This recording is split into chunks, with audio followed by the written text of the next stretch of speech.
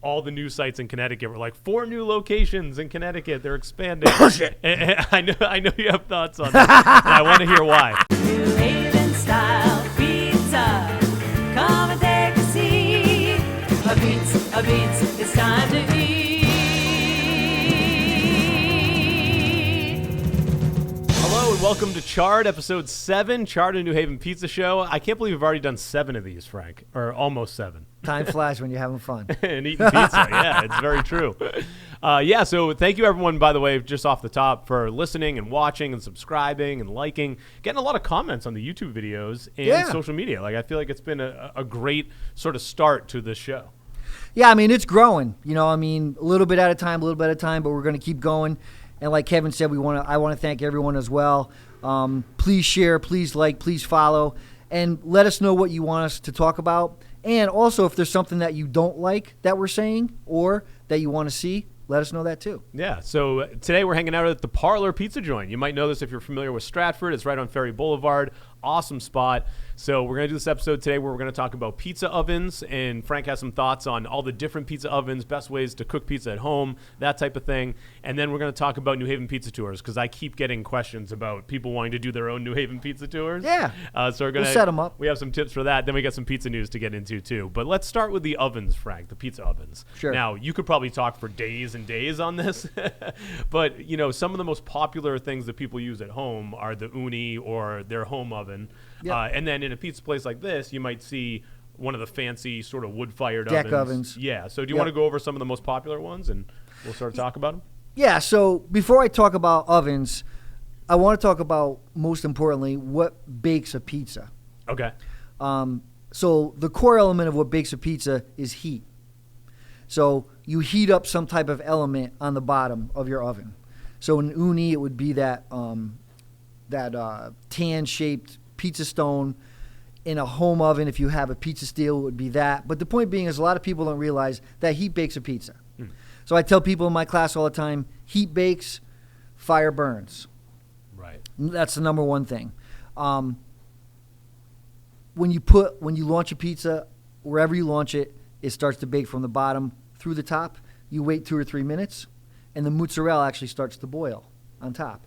That means that the heat's going all the way through the pizza. So that's very important for people to know. Also, if you're in a home oven, you don't have to turn your pizza. A lot of people make that mistake. Oh, really? Correct. I make that mistake. Yeah. So in the Ooni, you turn it. In the Ooni, you turn it. But not in the home oven. Yeah, not in the home oven. So probably what I'm going to start, kind of the segue, is I'm going to talk about home ovens first. Yep. And then we'll talk about what I call the portable ovens. Okay. Which are the Ooni, Rockbox, Gonzi, and multiple hundreds of other ones that are out there. So the best bang for your buck, honestly, is a pizza steel for your home oven. It's about $100, $125. They come in 3 sizes. And sizes are thickness. 1/4 inch, 3/8, or 1/2 inch. So that's the thickness of the plate. Yep. The more heat you can retain, the better your pizza is going to come out, and the less time you have to stop making pizzas so that you wait for that stone or steel to reheat again. Without getting too far into it, bang for your buck, pizza steel for your home oven. Make sure you measure the steel 2-3 times before you buy anything. I tell people to make a cardboard template wherever and whatever pizza steel you buy. That's a good idea. Yeah, because I've had some people who've taken my class, and I talk about pizza steels all the time. Yeah. And they keep, they go like this and they go like this. And then 2-3 weeks later, I'll get an email or a call from them, and they're like unhappy with me because they bought a pizza steel and they can't close their oven door. Oh, it sticks out. Okay. Yeah, it sticks out, so you can't close the door. Yeah. The thing that the ovens, most people, so there's the convection oven and a traditional non-convection oven. Mm-hmm. So the old school ovens are fine, meaning most of the pizza steels will fit in a regular old oven. Old meaning 10, 15, 20 years old. Yeah. 16 by 16 is the size that fits most, but the convection ovens are very different because they have this circle in the back, which makes the convection in the oven. So you have to buy a smaller steel because it looks like it'll fit, but it won't. Yeah. point being is measure twice, buy once. It's like, and it's the heat, like you said, it's a heat sponge. I've heard you say it before. Yeah. Where you want that heat to be in that steel, and then once it's heated up, you usually say like an hour to preheat it. Yeah, preheat an hour, 550, whatever the highest temperature your oven goes. But yeah, whether it's a steel or a stone or a cast iron pan, you have to heat up what you're going to put the pizza on top. You can really make like a restaurant quality pizza in your home oven. Yeah. And generally the rule of thumb is 8 to 10 minutes on top of the steel or stone or whatever you have in there. And then the last minute or two, put the broiler on. So I've done this in my house and it works great. And the first couple times I didn't use the broiler and I was like, oh, this is good. And then you told me the broiler tip and it makes a world of difference. It just like finishes it off. You know? Right. Yeah. That's the hardest part with making pizza in general, whether you're in a pizza steel, an Ooni, a $50,000 commercial oven, is to get that balance of top and bottom. Yeah. Because you'll either have a bottom that's really hot and that heats up, but then it starts to burn. Yep. And then you have kind of like a white top on it. Right. So it's a balance, but the broiler creates the balance that you want. Now, a lot of people ask about getting the crisp, like on the bottom, because a lot of times it gets chewy, and now that's probably has something to do with the dough. But does that have to do with the heat too, with the oven? It has a lot to do with the heat. That's why it's important to preheat at least an hour. Yep. Highest temperature you can. Okay. The longer that you leave that pizza on the steel, the better undercarriage or whatever you want to, some people call it, get. But again, you have to be careful because you leave it on there too long and it's going to burn. And there's a big difference between char and burn. That's right, true. We'll just say that right up front. But yeah, that broiler is key. Yeah. But one last tip on the broiler, check every 15 seconds. Okay. Another mistake people make with home ovens. Just let it go for a few minutes. Right, and then it's literally black. Yeah. But don't open the door as well. Every time you open the door, you let a lot of the heat out. So now the oven's got to work even harder. Yeah. So that's not particularly, we're going to talk about pizza ovens. We're talking about pizza ovens. I consider your home oven really a pizza oven because for $100, $125, you can buy something really cool and makes really good pizza. So I think without talking too much more about it, I don't want to beat a dead horse. The pizza steel in your oven, in your home oven, is probably the best thing. Bang for your buck. Yeah, and there's a million on Amazon. That's where I bought mine. You can just find them right on there. Right. Make sure you get it seasoned if you can. If you can, also make sure you get it cut in half because they're really heavy. So if you cut it in half, now you only have to carry half in there. You just butt them up against each other and you're done. Oh, that's a good point. Yeah. Now with the Unis have become really popular, and then there's other companies now that have the pizza ovens Gonzi, too. Rockbox, ba ba ba ba ba ba ba. So what are your best tips for people who get those? Because I feel like people open them and then they might go to the app or the instruction booklet and read it, but for the most part they're like, well, I just get the propane tank, fire it up, and I'm ready to cook pizza. But there's a couple little tricks of the trade with those too. Yeah, there's a bunch. So those ovens are awesome, and they're really sexy because they look good and they smell good. So here's the thing. Assuming most people that are watching this show are New Haven pizza fans, most of those ovens were designed and created to make Neapolitan pizza. Right. So Neapolitan pizza is fast and hot. It's a fast bake, 60 to 90 seconds, really hot oven, 850 to 900 degrees Fahrenheit. New Haven is low and slow. Low temperature, 550 to 650 Fahrenheit, 8 to 10 minute bake. Here's the big thing. A lot of those new consumer ovens don't have any insulation. They are designed to make Neapolitan pizza, which is basically in and out in a minute, minute and a half. So they don't need any insulation because the pizzas aren't in there that long. Yep. So the trick to make New Haven style pizza in an Ooni, a Rockbox, Gonzi is you basically, first thing is you got to have an IR gun. IR gun is infrared. Oh, to get the temp. To get the temp. Yep. I start in the back corner and I zigzag back and forth along the stone. Yeah, that's it. So I have an Ooni at home, and I always think of it as like high, medium, low, going from the back left forward. Yeah, diagonally. Right. So the burner And every oven's a little bit different. Like many of the Ooni ovens have an L-shaped burner. Some of the newer ones have the burner in the back. Some of the Gonzis have it on the left. I mean, it all depends. But wherever the fire or the flame is, assuming most people have gas ovens, they obviously sell pellets and wood, but most people that buy these portable ovens have gas. I feel like those get dirty. I mean, like hard to clean, the wood and the pellets. Definitely. It's a little bit more work for sure. Yeah. But wherever that flame is going to be the hottest. So to your point, when you shoot the gun, start back where the flame is, and again, zigzag back and forth. But here's the trick. The trick is most of those ovens have pizza stones, so those light brown stones. Yep.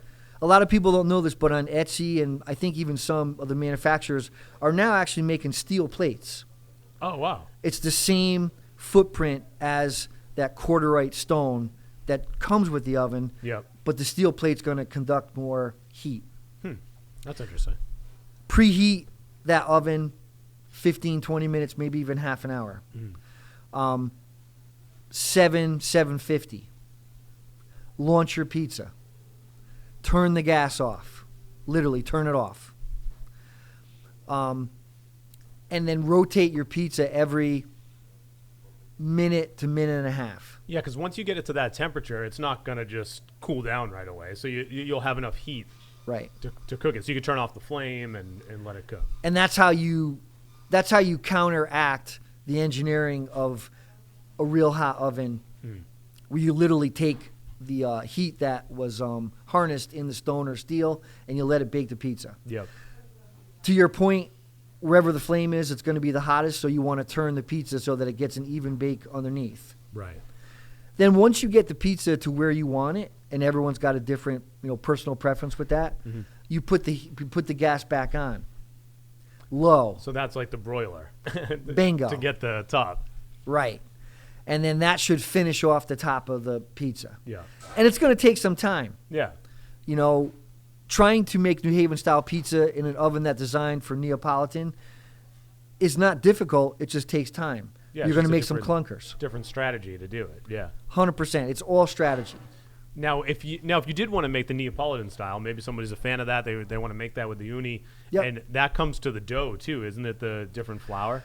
Yeah. So the flour for Neapolitan's 00. There's actually a little bit more water. So here's the thing. I tell people the biggest mistake people make with these portable ovens is they actually read the directions. Yeah. For New Haven, for Connecticut. Right. So if you want to make a Neapolitan pizza, follow the Ooni directions and instructions to the they got T. it all there. Yeah. Everything's there. The recipe's there. How to do it is there. How to preheat it is there. But if you want to do New Haven, you definitely have to follow some of the advice I gave, and then there's a bunch of stuff online as well. Now, the pizza ovens that they have in pizza places, like we're here at the Parlor Pizza Joint in Stratford, those are usually like imported from Italy or from a pizza oven manufacturer. But does it still work on the same premise? I mean, it must, where it's just bigger, right? Or there's different, because I know some of them put the wood in it in the back and all that. Yeah, so I tell everyone heat is heat. Right. Heat bakes the pizza. The big difference between a commercial oven and an Ooni or your home oven is capacity. True. And for a pizzeria primarily makes money selling pizzas. Duh. Right. So they need to have the biggest chamber they can. And most importantly, they need to have consistent heat. Yeah. So like the most busiest times for any pizzeria is during Lent. Friday nights, a lot of the Catholics don't like to, it's not supposed to eat meat. But the point being, without getting religious, because I'm not going there, I was talking to a gentleman that owns this before, and he said, Fridays, Saturdays, he's making 400 or 500 pizzas. Wow. So he's got to have a big oven. And the most important thing in a commercial oven, one of the most important things, is insulation. Yes. Because insulation keeps the heat in the oven. Because you're doing it for hours on end, days on end, trying to cook all these pizzas. Right. The best way I can describe what happens in an oven when you launch a pizza is if you take a glass of water and assume that it doesn't have any, it's clear glass of water, you put a straw in. you put a pizza in the oven, take a sip of water. Water level goes down. Every time you put a pizza in an oven, the oven temperature goes down. Because it's absorbing the heat. Yep. Correct. Because the wet dough, the moisture from the wet dough, the heat is actually sucking. The heat is being sucked out of whatever the surface is that you're baking the pizza on. Yep. So every time that you make a pizza, whether it's in your home oven, Ooni, or commercial oven, it takes heat away, and that's the challenge in a pizzeria. Yep. Well, this is awesome. So if anyone needs any more tips, you can email Frank. Yeah. Email us, email Charred. And we're going to talk more about this. We're just yeah. trying to Yeah. get things going. Absolutely. but yeah, have fun cooking your pizzas. The next thing I wanted to talk about, so I got a bunch of DMs and an email about people wanting to, and I get these all the time actually from friends of mine, family. They want to come to New Haven and do their own pizza tour. And they say like, oh, I want to try, Pepe's and Sally's and Modern. Like, how should I do it? But there's always lines. There's almost like a science to it. So do you have any advice for people who want to do their own DIY sort of New Haven pizza tour? Yeah, so best advice I can give you for DIY pizza tour, specifically in New Haven. That's what we're talking about, right? Yep. Yeah, so I love Sally's, Pepe's, and Modern. They're iconic. They're world-class. Ton of history. And I tell people, to be fair, randomly pick one of the three. Okay. Go to one of the three. Yeah. But you're missing out on a lot if you just go to Sally's, Pepe's, and Modern. Right, because there's a ton even just right in that little block, right in that little neighborhood. Correct. Yeah.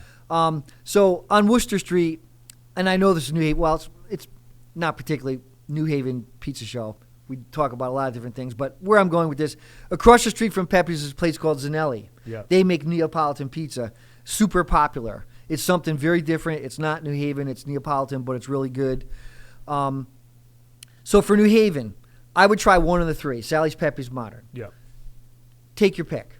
And then maybe peek over at the line and the other one if you want to try another one and just see. Right. Around the corner from Modern is a place called Next Door, which is where I do a lot of my classes. A lot of people don't know Next Door came from Big Green Pizza Truck. Oh, yeah, right. Doug Coffin, who owns Next Door. We did an episode with him. Exactly. So if you like Big Green Pizza Truck pizza and you don't want to wait for the Big Green Truck pizza to come to your house, you can go to Next Door and get Big Green Truck pizza there. So next door, there's a place on Whaley Avenue called Ernie's, which we've also been to. Yeah. Really good. Pat has been there, and his family been there 50 years. Unbelievable pizza, yeah. Unbelievable pizza. I highly recommend the meatball pie if you go to Ernie's.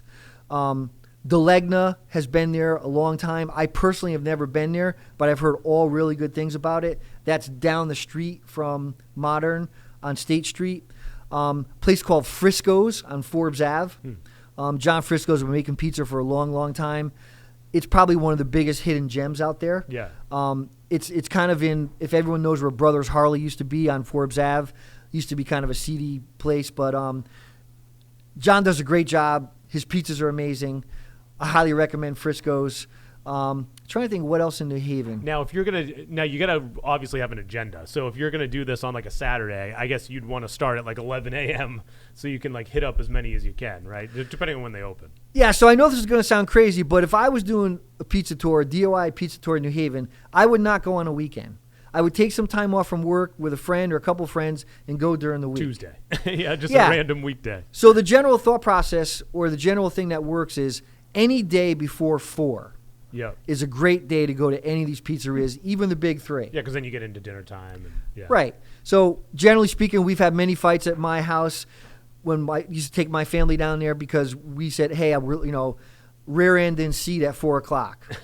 That means we're on the road to go there. Yeah. So Sally's, Pepe's, Modern before 4 during the week. Weekends, it's kind of, if it's raining or snowing, you got a good day. But there's going to be lines there. Yeah. And sometimes people love the lines because it's part of the culture. All the other places, are busy, but not crazy. Yeah.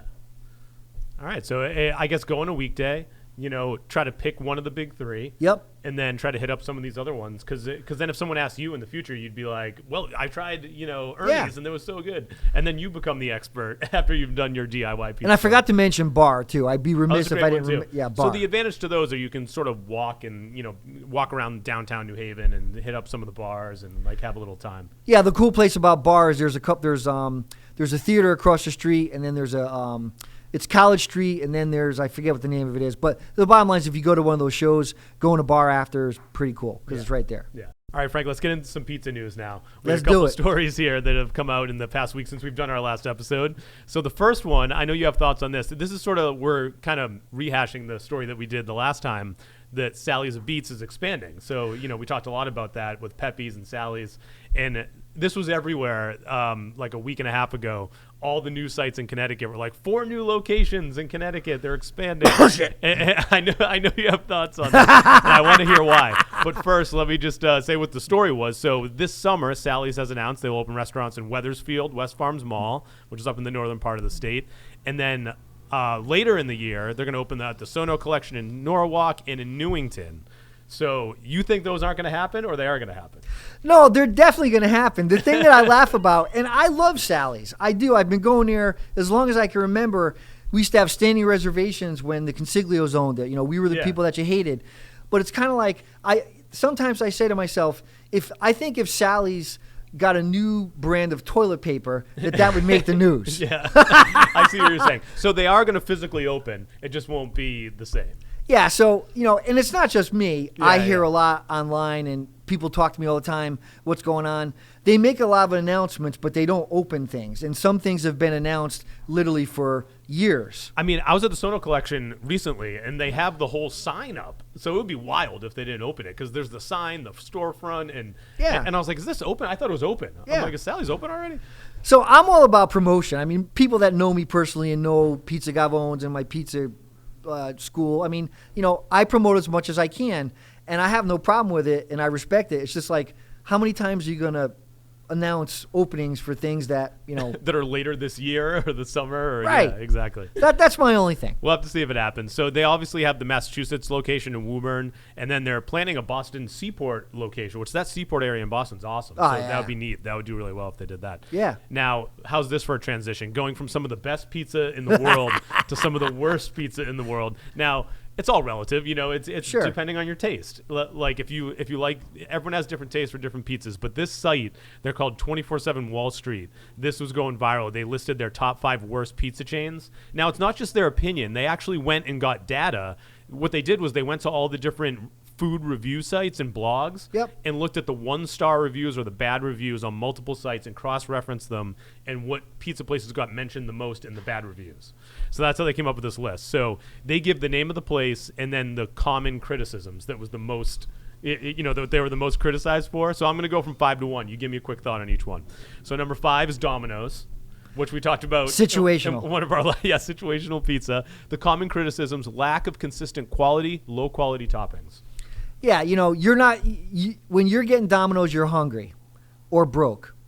One of the two. Right. You can't be expecting high quality toppings. You can't. Number 4 is Papa Murphy's, which I'm not familiar with. This might be in other parts of the country. Never heard of it. I grew up in the Northeast of Massachusetts, so I'm familiar with Papa Gino's, which is delicious. But Papa Murphy's common criticisms: inferior ingredients, crust texture. Yeah, well, I'll tell you right now, I love Irish, and I'm a little bit Irish, but Papa and Murphy being Irish, probably no good. And crust texture, I mean, if you're coming from New Haven, you're going to have some thoughts about crust texture. Yeah, you got a high bar there. High bar. And coming in at number 3, Little Caesars, which I'm not a huge fan of. I've had in the past. I'd rather have Domino's and Little Caesars are the same to me, and Papa John's and all of those. Little Caesars just comes in last for me. I have to tell you that I'm not a fan of Little Caesars pizza at all, but I basically ate from probably 15 to 23 on Little Caesars Crazy Breads. Oh, the Crazy Bread. Yeah. The Crazy Bread's kind of a party. Well done. You got to get the Crazy Breads well done. The dipping sauce. See, everything has changed. When I used to go into Little Caesars, there was one in this little obscure corner in Milford. Yeah. And I knew the guy, and he used to see me come in, and he used to take the breads out of the bag. I used to tell him to make sure that they're heated well. Point being is, you go to a Little Caesars now, and it's like a candy dispenser. Yeah. Everything's pre-made. The people barely say hi to you. Right. But that's a whole nother story. Now, their common criticism was low-quality ingredients, which seems to be a common junk. theme with these. Number 2, CC's, which I'm also not familiar. Again, these might be other parts of the country, might be a regional thing. Yep. Common criticisms for CC's: lack of freshness, flavorless sauce, and off-putting cheese consistency. So this doesn't sound like a pizza that anybody should have. I've heard of CC's. I've never had it. Okay. And the number one, we could do a worst pizza tour. We could go to all the worst pizza places. Ooh. We might have to do that in the future. And the number one, coming in number 1, drum roll please, Chuck E. Cheese. Oh, Which the Chuckster. Young 5-year-old Kevin has some thoughts on Chuck E. Cheese, because I lived for Chuck E. Cheese, because every birthday party you would go to as a young kid would be at Chuck E. Cheese. It was just like the only place around. Didn't you work at Chuck E. Cheese? No. I worked at a pizzeria Uno. You're getting confused. Sorry, yeah. But that would be funny if I worked at a Chuck E. Cheese. But first, the common criticisms of Chuck E. Cheese: lack of freshness, unappetizing cheese. Again, it was delicious when I was 5. Toppings that lack quality, cardboard-like crust, and high prices. So if you're going to Chuck E. Cheese, you know you're in for like the video games and the whole experience. Like, yeah, the price is the price. It's not really a pizzeria. You're going for bringing the kids for a birthday party. Cardboard-like crust. I mean, I guess they're cranking out all these pizzas for all these kids. Usually a 5-year-old kid doesn't care. I think the reason why I'm so fond of it is because of the nostalgia. So memories. Years later, last year, I took my daughter to a birthday party at a Connecticut Chuck E. Cheese, and I had some of the pizza, and it took me right back. And, and that's exactly what it was. Yeah. And the only time I've ever been to Chuck E. Cheese, I remember, because I still have pictures of my son, we took him to like his 5th birthday party at Chuck E. Cheese. Yeah. And I'll be honest with you, I'm not even sure I had a slice. I had to watch the kids and stuff, but the point being is, there's a lot of places in West Haven, because of where I grew up, that have that, you connect a flavor or a pizza with a memory. Right. And to you, that's what it is. Yeah, it's just I would funny never admit that, but it was their number 1 worst pizza with all the negative reviews. I think it's probably stressed out parents too at the birthday party. Like, this pizza's terrible. There's so much noise. What are all these games? And that was the number 1. So next story we have is the local story here in Connecticut. Just want to shout this guy out real quick. E&D Pizza Company in Avon. Yep. So you're familiar? Well, kind of, sort of. Yeah. So he was at Pizza Expo. That's what the article said, yeah. Yeah, and I never met him, and I didn't know about him, but I know they came out with a new book. Yeah, so I have it right here. So Michael Andro is his name, and he was recently named the vice president of the World Pizza Champions Team, which is a nonprofit organization that comprises of elite pizza people. Yep. In the book, the World Pizza Organization book is entitled The Pursuit of Pizza: Recipes for the World Pizza Champions. Yes. So that's the book, and he has a pizza in it called the Positano, which is obviously named after the town in Italy. Yeah. Which I went to on my honeymoon. It was great. Really? Yeah. It was beautiful there. But he has a pizza recipe in the book, so it's called the Positano. It sounds delicious. It's a white pie topped with goat cheese, black mission figs, red onion, and then he finishes it with a drizzle of pepper-infused hot honey. They're coming for us. They're coming. Yeah, here come the sirens. But I love the hot honey on pizza. Ah, yeah. It's so good. But yeah, we'll have to get up to that place one time, maybe to do an episode. Yeah, I got to reach out to him, and hopefully I'm going to tag him on here. And maybe yeah, because it's obviously family owned. He started in 2014. Named it after his 2 sons, Enzo and Dario. So yeah, the pizza photos look delicious too. Yeah. I heard he's a super nice guy too. Yeah. I just never met him. Yeah, we'll have to reach out and see if we can get him on an episode. Definitely. Before we wrap up, just want to give a quick update on Connecticut Pizza and Brew Fest, brought to you by Brown Roofing, that we have coming up in August on the 11th. Yeah, I'm excited. We've got over 20 pizza trucks there. I think 2 or 3 live bands. It's going to be a really fun day. I told you already that I already talked to God, and we're not going to have any rain or torrential downpours like we did last year. But it's going to be fun. Yeah, and if you want to get tickets, you can get them now already, ctpizzaandbrewfest.com.